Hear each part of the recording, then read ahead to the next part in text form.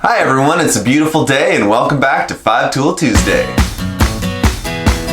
5 Tool Tuesday. Today I'm going to give you 5 reasons that you should have a drill press in your leather workshop. Stick around to the end of the video where I'll give you a bonus tool.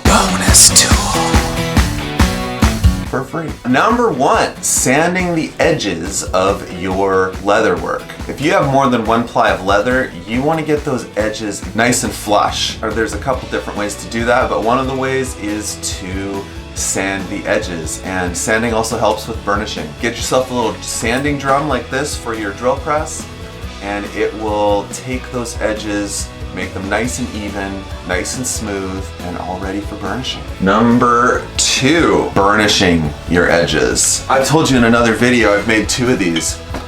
This one you do by hand, so you hold onto it and you just rub. A much more efficient way, if you have a drill press, is to have a burnishing wheel or a little burnisher like this that fits into your drill press. It spins around and creates the heat and the friction needed to make a really nice burnished edge. As you can see, that is a really nice, even because of the sanding, and nice and shiny because of the burnishing. Makes a really nice edge. When you're doing leather work, one of the main qualities that you really want to get to make your leather work look really finished and really nice is to have a nice burnished edge. Number 3, now we're going to get into the actual drilling of the drill press. Number 3 is drilling your stitching holes. This wallet has 3 plies, but to get a stitching awl or a pricking iron through 3 plies of leather is really hard,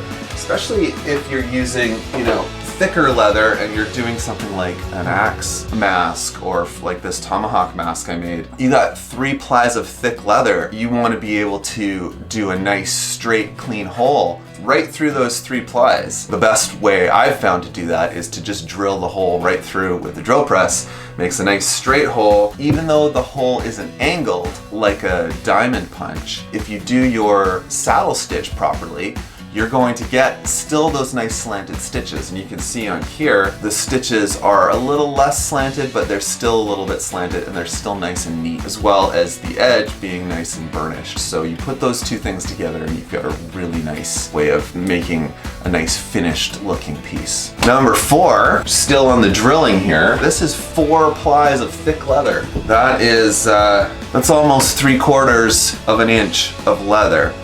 And that drill press just goes right through it. If you are riveting 4 plies of leather or even more, the drill will just drill right through it like butter. It is not hard to get your drill press to go through that much leather. It just works really nicely. Number 5, little polishing wheel. You get some nice polishing compound on there and you can make an old piece of hardware. I mean, yeah, it's still tarnished, but it's got much more of a shine. If you're like me, say, you find a cool piece of hardware on an old belt or something and you just want to take that hardware off and use it for something of your own, and you still want it to look nice and shiny, you can shine that right up with a little polishing wheel. Number 6, the bonus tool. You can use that same wheel to shine up old leather tools. If you're like me, you like to buy things secondhand, you like to find old vintage tools. The quality of old tools is just the high quality. And yeah, there are high quality tools today, but you pay a high price for them. And they're worth it. They're totally worth it. To find an old secondhand tool and shine it up, that's a really good feeling. Take that polishing wheel, shine up your old tools, get them nice and clean, and they feel just like new. They look great. Make sure you subscribe to the channel, it really helps me out. If you use your drill press in the leather workshop, leave a comment below and tell me what you use it for. If there's something that I missed on this list, give me a shout, tell me what I missed, and maybe I can do another video on it. Thanks for watching, and we'll see you on the next episode of 5 Tool Tuesday. Peace.